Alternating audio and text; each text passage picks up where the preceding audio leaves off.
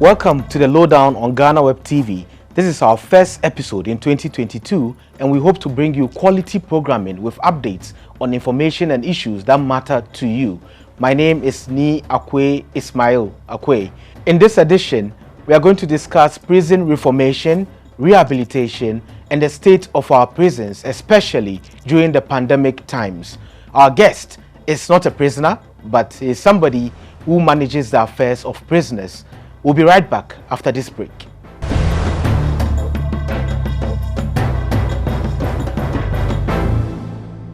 Welcome back from the break. Our guest is Chief Superintendent Courage Atsem. He is the spokesperson of the Ghana Prisons Service.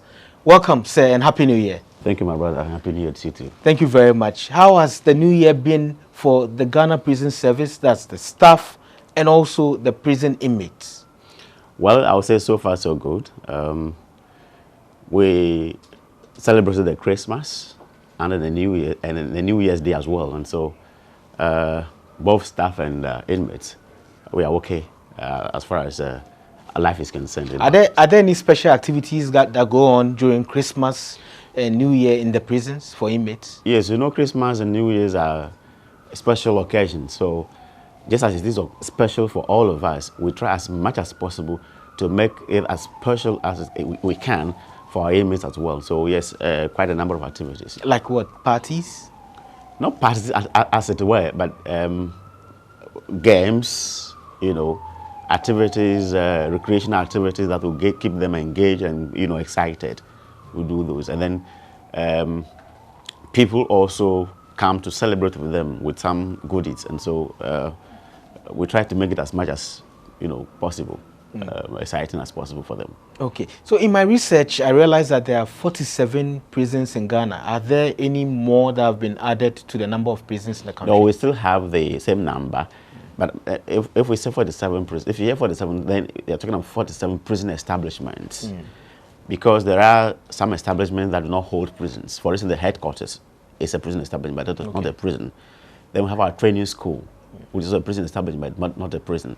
And then the Senior Correctional Center, which is where the juveniles are detained, which we do not see as a prison because juveniles are not supposed to be in prison, and therefore we do not see that place as a prison. So it's a prison establishment. So the Senior Correctional Center you mentioned, that's the James Camp Prison? No, near the James Camp Prison. Okay, so they're in the same... What used to be the Ghana Bostal Institution. Yes. Yes. Okay, so the James Camp Prison is near the Senior Correctional Center, which has the juvenile. Within the same camp, the same enclave. Okay, so the officers work separately. They don't work together. They are different. They are staff of different institutions.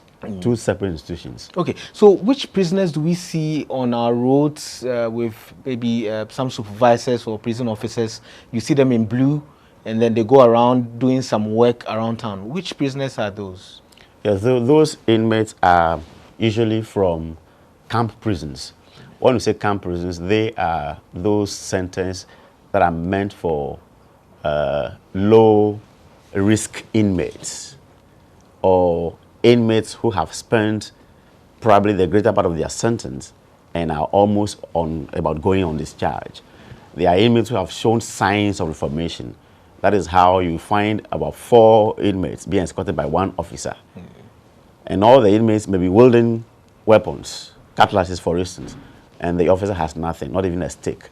You know, so that is the category of inmates you see in our streets. So they are from the 2 open camp prisons that we have? Not only 2. Well, if you talk about Accra, then I would say essentially those ones will be coming from James Camp. Okay. But we have camps across the country, so you see them across the country as well. Okay. Usually from camp prisons. We do not take inmates from the highly, security tightens facilities out. I mean, as often as we do with the camp prisons. And these prisoners, people ask questions a lot, like, wouldn't they run? Wouldn't they attack anyone? Have you ever recorded any cases of someone escaping during these exercises out there? Oh, yes. The tendency for any person in detention to run to freedom is always there. So if you are an officer, you are escorting inmates, you always need to be on your guard, no matter the caliber of the person you are taking out. So yes, we have on few occasions recorded cases where some inmates taken out to go and work attempted or succeeded in running away from the officer on duty. Now, if you're an officer and you take inmates out, you are supposed to bring them back and account for them. If you happen to lose one of them, you would have questions to answer. Okay. Investigation will be set up to find out whether you willfully allowed him to go or through negligence. Whichever way it goes, sanctions apply. Yeah. And one common characteristics of these inmates that we see on the streets is they beg for money. And all of them keep stopping vehicles to ask for money, and people really support them. Is that something that you encourage? No, we do not. We do not. They are actually not supposed to beg. But it all started when people started having some pity on them, and therefore started throwing some coins on the floor. And then they took advantage and decided to go into begging. But they are not supposed to beg. No, that is not why they are taken out. They are supposed to clean the streets, clear the streets, of weeds and things like that. That is basically why they've been taken out, but not to go and beg. So would you advise the public not to give them money? Yes. And if you would want to do it in a way that is safe. Imagine a situation where maybe you are in a moving vehicle, then you throw money on the floor for the inmate to pick, and then he comes without watching other moving vehicles. We could have problems on our hands. But if you can stop at a safe location and say, oh, come, take this, fine. I mean, if it's your wish, you want to help, no problem. Okay. But even that, ideally, you should, if you are able to spot the officer escorting the inmates, it's better to give to the officer in the presence of the inmate, though. Then it's accounted for. Okay. But they're actually not supposed to go a begging. No. Okay. Okay. So we recently had the census. Was the prisons, were the prison establishments part of the census? Yes, yes. Okay. So do you have the latest figures of the number of prisoners we have in the country? Yes, as we speak, we have 13,743 inmates. Is that inclusive of the remand prisoners? Yes, all, the total population. Okay. Yeah. And that's still huge. Yeah, because for years, the prison service has been talking about reducing the number of inmates, and this has been an issue even nationally. Yes, the fact is that our authorized capacity as we speak is 9,945. And yet we have 13,743. So that's roughly about 4,000 in excess. Yeah. And so it brings congestion in many of our prisons. That is what a challenge actually is. Yeah. And so a number of things are being done to reduce the congestion. Yeah. You know of the Justice for All program, which first of all seeks to give justice to whom justice has been denied, because it says justice delayed is justice denied. And yes. So the Justice for All program, the courts, instead of inmates being taken to court for their cases to be tried, rather set up special courts in the prisons where these cases are heard, and the result is that some finally get convicted depending on the evidence adduced in court. Some get freed, some get bailed, some are referred to some psychiatric or some hospitals for some further examinations. Yeah, so that's basically what happens. And the resultant effect is that it reduces the remand population in our custody. Okay, so the remand population is basically what actually causes for the high numbers in the prisons. Is that so? It used to be high and was a cause of concern, but that is gradually reducing. And I want to believe that we cannot attribute our congestion, as it were, to the remand situation alone. A number of factors.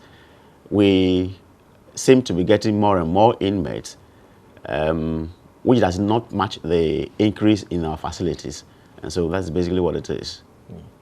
But I was talking about the measures. Yes. You may have also heard of the intervention by the Church of Pentecost that has come on board to build 5 camp prisons for us. One of which has just been, it was commissioned last year, somewhere around May in Ejura, which is in operation.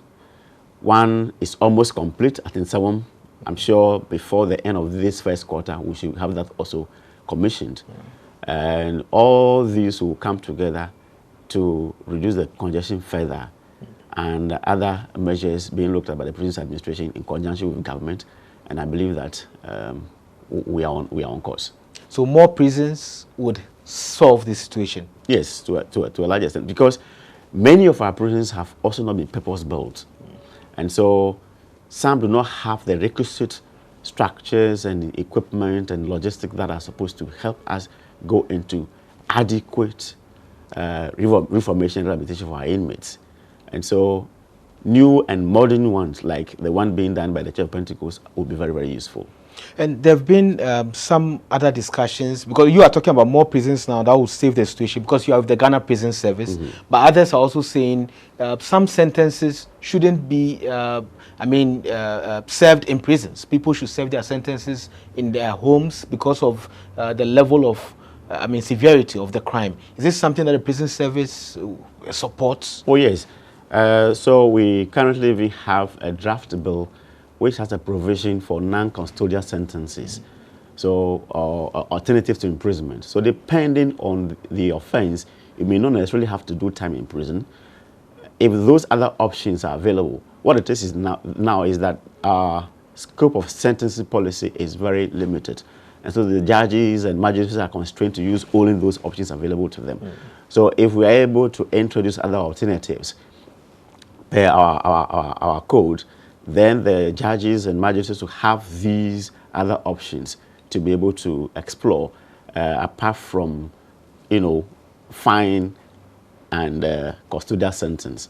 So yes, non-custodial sentencing will be one very important and lasting option if we should, as a nation, consider more the issue of congestion in our prisons.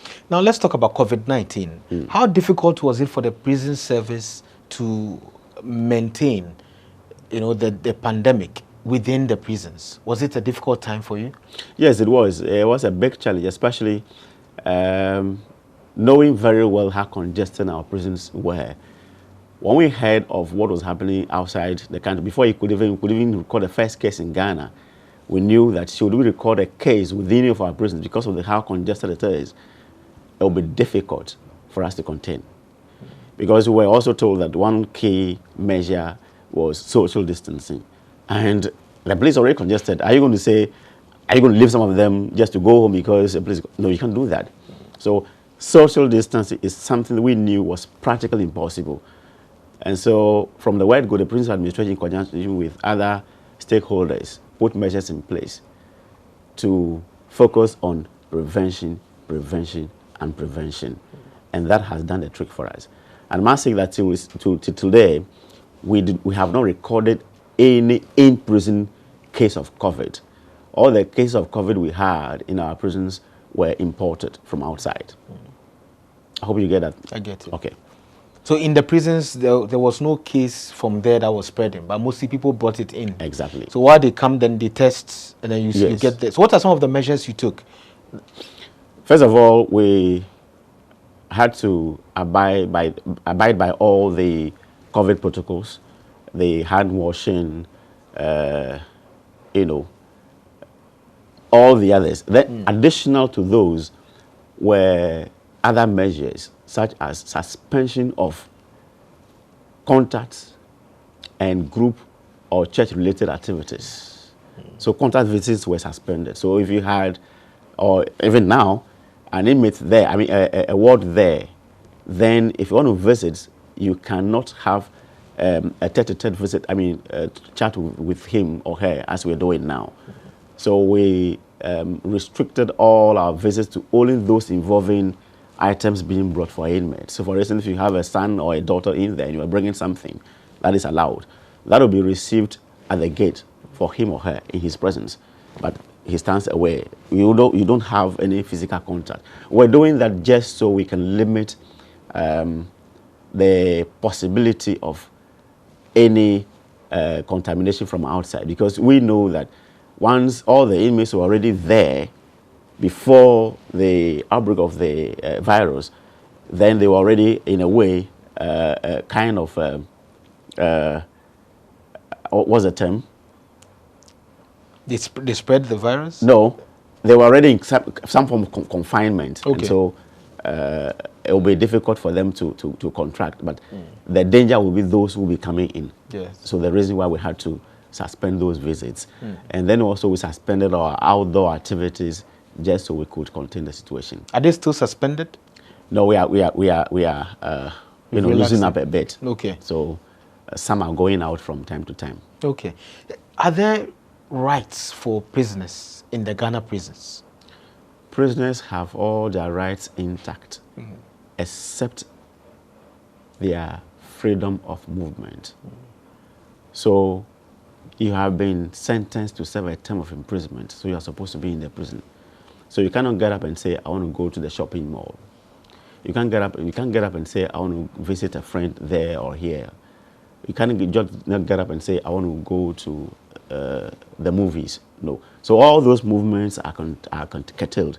Apart from that, your right to life, your right to education, your right to what have you, health, all those rights are intact. Yes, so prisoners have rights. Yes. I know so many videos have been coming out of the prisons, and there are mobile phone videos shot by inmates, and some of them talk about the quality of food, some of them talk about the quality of, their sleeping arrangements and everything like that. Do they have rights to complain? Oh yes, why not? They have rights. And if we had the facilities, those were not the conditions they'll be subjected to. So those situations are not punishment being meted out of them. They are compelled to have that because that is what is available. So if we had better accommodation facilities for inmates, I believe every inmate will have a bed, or if we could, even a room to himself. But it's just because we do not have all the luxury of all that, so we have to make do what we have. And so yes, we wish we could have better conditions for our inmates. And you talked about food. The feeding rate for inmates, I should pick, is 1 Ghana cedi, 80 pesos per head per day. Per day? Yes, so you would agree with me that is woefully inadequate. 1 Ghana cedi is 80 pesos a day? Yeah. For one inmate? Yes. So woefully inadequate. And if I give you that, I wonder, your 2-year child, I wonder how you can feed him or her. But we have been performing what we term in our parlance magic, from what government provides, and then, we also go into agriculture. So we produce vegetables and, grains. So some of these loose grains and vegetables are used in supplementing what is provided by government. And then also we are lucky to receive some donations from well-meaning individuals. And all these are used in supplementing what is provided. That is how come we are able to at least sustain them. The quality may not be good, I agree, but you are sure that you have it every day. It's a very, sad to hear about the level of financing towards the livelihoods of inmates, and I'm sure you open up to getting support from even private individuals, and all these other bodies are able to support. Certainly. How much do you get from, the corporate bodies and other bodies and churches and the rest? How much do they support the prison service? I must say, so far it's been good. Had it not been their support, things would have been more difficult. But we never have enough. So we still encourage more people to come on board. You see, the prisons are our potential second homes. All of us. You may never know when you find yourself at the wrong side of the law. Traffic offense is an offense. You could be driving before you realize you hit somebody's car. That can enter you up in a prison. A lot of things can take people to prison. So the notion that if you see a prisoner, then he's a criminal in court, I think it's not helpful. Our brothers and sisters in our prison facilities need our support. They need our care. Without that, they will not have the mind to even submit themselves to any reformation programs. So let's show them care, let's show them love, and I believe that they will come back as better people that we all want. Let's show them care and love, and we'll be taking this break. We'll be right back to speak with Chief Superintendent Courage Atsem. He is the Chief Public Relations Officer of the Ghana Prison Service. My name is Nii Akwei Ismail Akwei. We'll be right back. This is a Lowdown.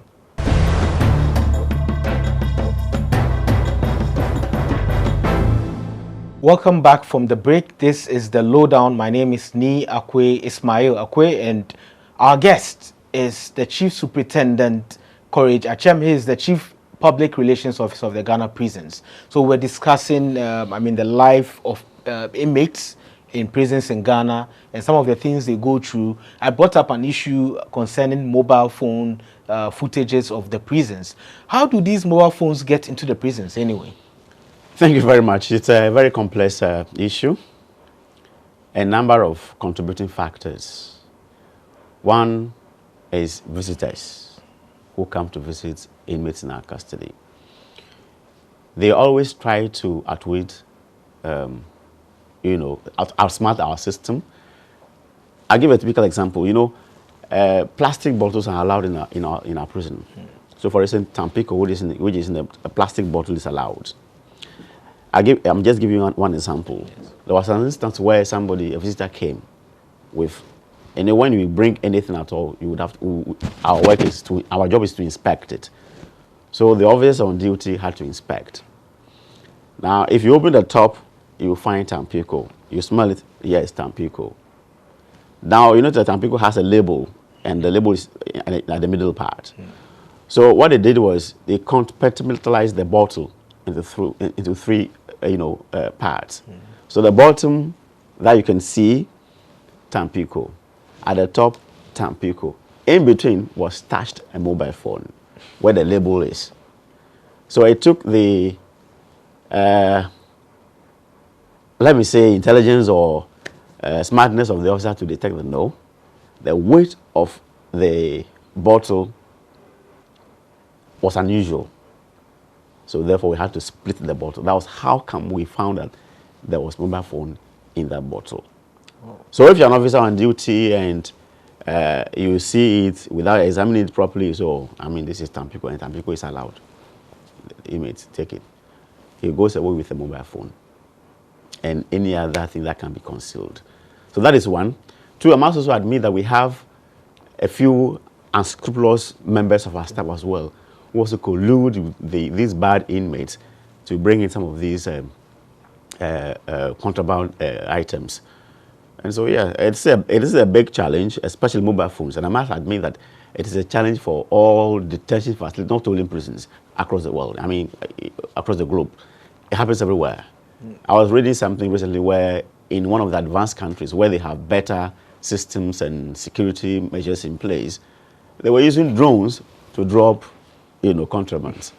So the fact is that in every detention facility, inmates would want to access what they need at any rate, and they'll go any length to be able to get them. So our duty is to try as much as possible to prevent these things.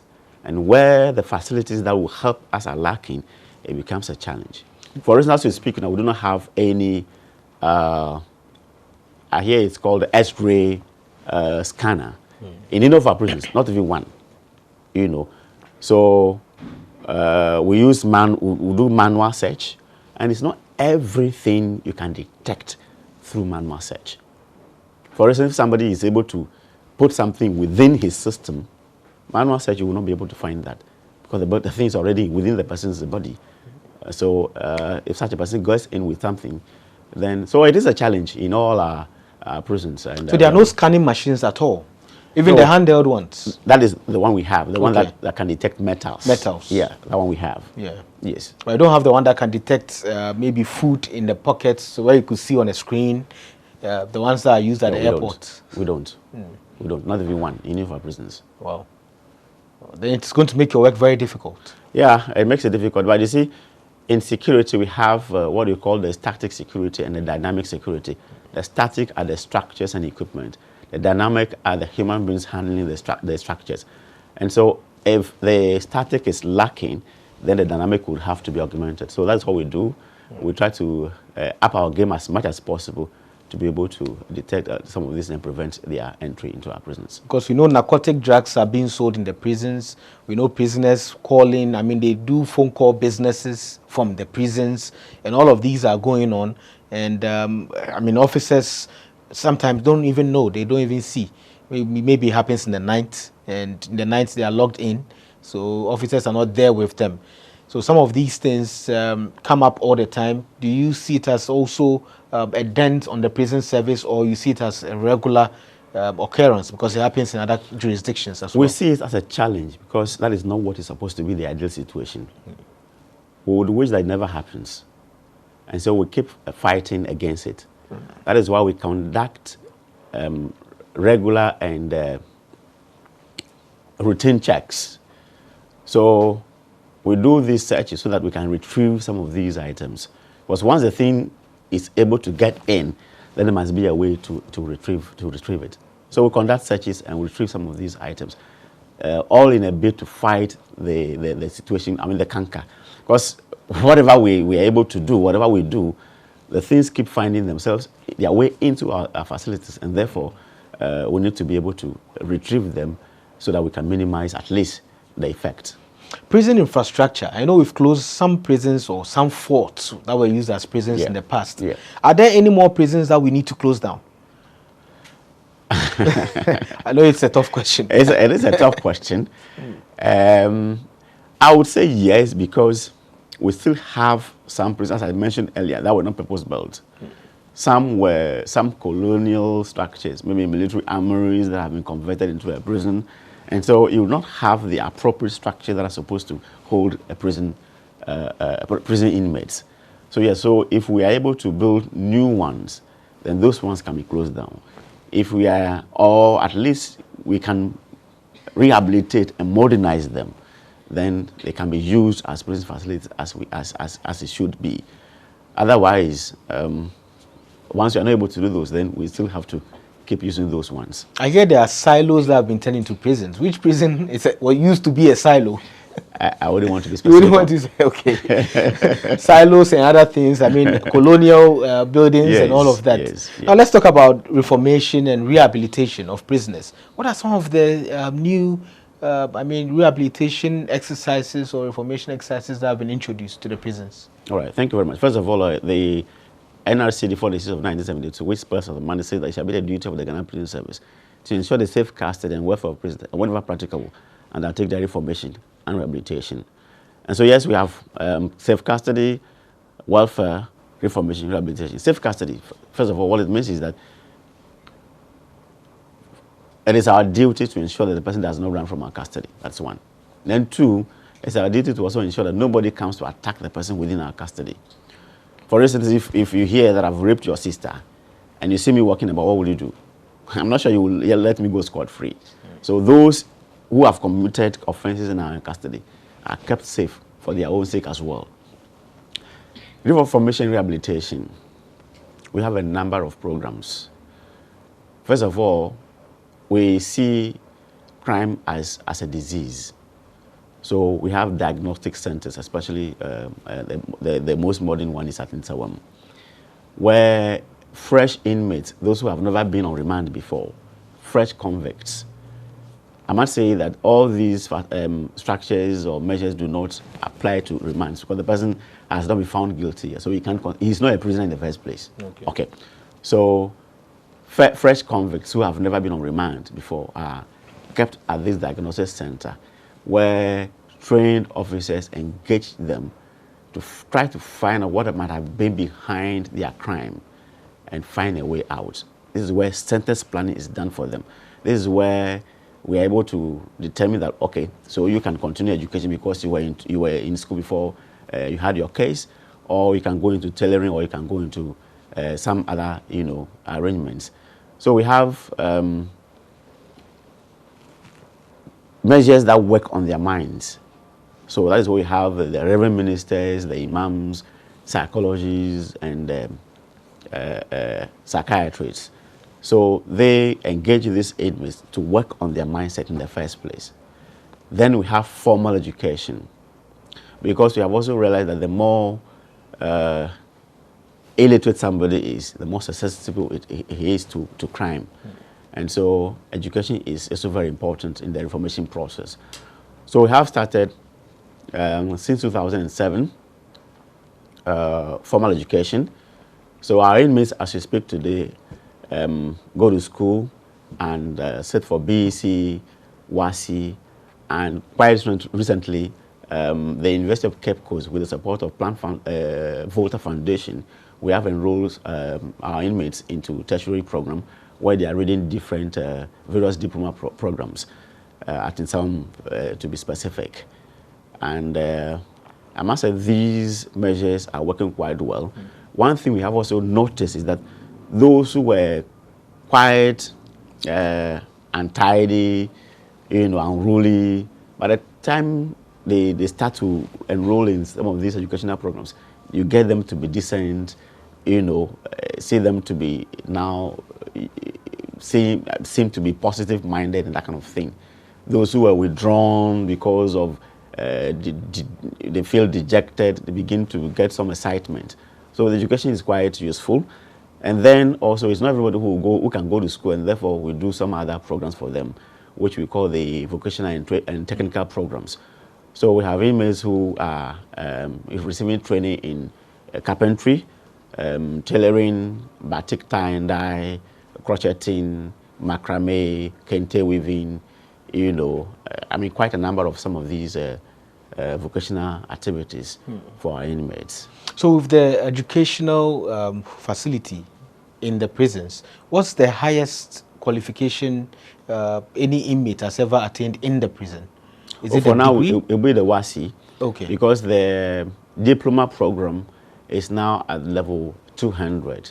So we have not produced any graduate of the tertiary program yet. Okay. Yes, so the highest will be the WASI. Okay. So which prison for establishments take on these reformational, exercises? Is it only in Sawam? For the basic, we have it at in Sawam, the Kumasi. But the tertiary program at the moment is at Sawam. It's in Sawam. Yes. So if any other person is in another prison that doesn't have these schools and other things like that, what can the person request for it? So arrangements can be made for it to be transferred from that facility to where you can have access to this. Yes. Oh, okay. Okay. So it's quite a very interesting scenario, because I've ever been to Sawam. I was privileged to go in as a student of journalism some years ago. Okay. And then I think we saw the basic school system in the prison. And they had a computer there at the time. Some people wanted to learn how to use the computers. Yes. So what's their pass mark? Are they doing well? Interestingly, right from the word group from 2007, from BEC to WASI, it has been 100% pass. 100% pass. That's what we have recorded year on year, So I think it's been good so far.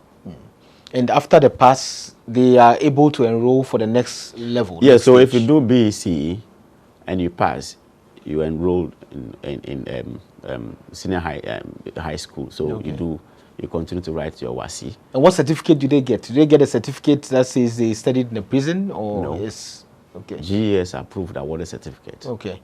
And they can get a job after they serve their sentence? Yes, they should be able to access job after serving their sentence. But I understand there's a law also which bars inmates from accessing any public sector employment, at least for after 3 years upon discharge.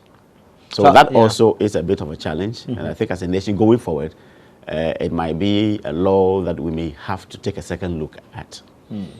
So after 3 years, they can apply to work in the public. Yeah, that's what it means. Okay. Do you have any? But you also have quite a number of opportunities where you are asked the question: do you have a criminal record? If you answer yes, it means there's a question mark on you. Yes. So until we begin to take a second look at some of those requirements, it means that people who have gone to prison, no matter the circumstances, no matter the qualification they get in there, when they come out, they may not be able to access some employment. Now let's retract back a bit. I just want to talk about prison babies. This has been an issue some time ago, and where so many inmates have babies in prison and they have to be with their babies. So we have the babies growing up with them in the prisons. What's the situation like right now? Okay, so I must say it has been improved. We had to create a baby-friendly unit. So we have a unit currently in Sawam and some other female prisons where mothers with babies are kept separate from the other inmates. And so that has worked so far so well. And the baby will stay with the mother until he's weaned. If he's weaned, then the parents, if they are willing, can come for him or her, or otherwise we will liaise with the Department of Social Welfare and have him or her taken to a children's home. Yeah, so that is what we've been doing. And as we speak, we have only one baby currently in Sawam. Only one baby? Yeah, one baby. Okay. Well, thanks a lot, Mr. Courage. We'll be right back after this break. This is the Lowdown. My name is Nii Akwei Ismail Akwei.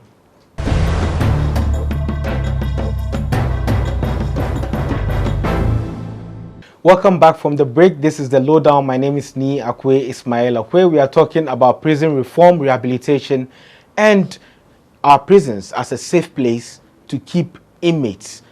Our guest is Chief Superintendent Courage Atsem, is the Chief Public Relations Officer of the Ghana Prison Service.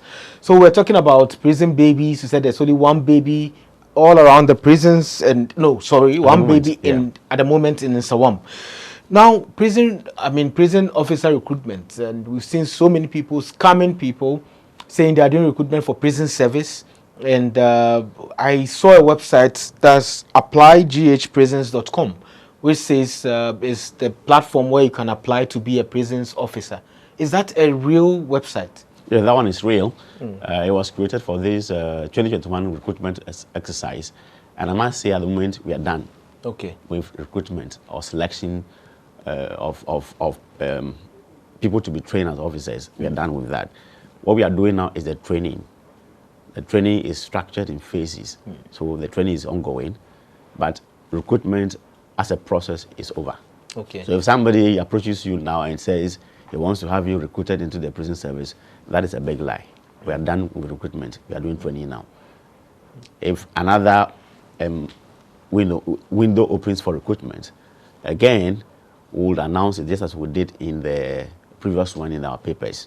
Normally we use the state-owned media, print media, the Daily Graphic and the Ghanaian Times, we announce, and then our website. Apart from that, no other, avenue.